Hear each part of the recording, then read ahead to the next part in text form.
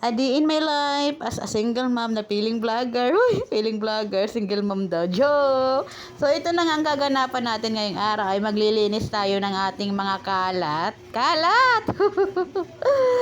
So, nilagay ko nga mga bunak-kandidahan basket kaya para maging malinis tingnan. O, tingnan nyo. Ayan! Pero it's a prank pala dahil lang totoo. Kinalat ko lang talaga yan para may pang-upload lang ako. May pang-video ba? Huy! As you can see naman, patawa-tawa lang ako dito kasi isa kalukuhan pala. It's a prank.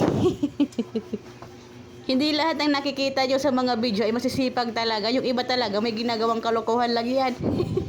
Just like me, wala kasi tayong mai-upload ngayon kasi nakakaloka talaga tong pagiging content creator kahit ano gagawin mo.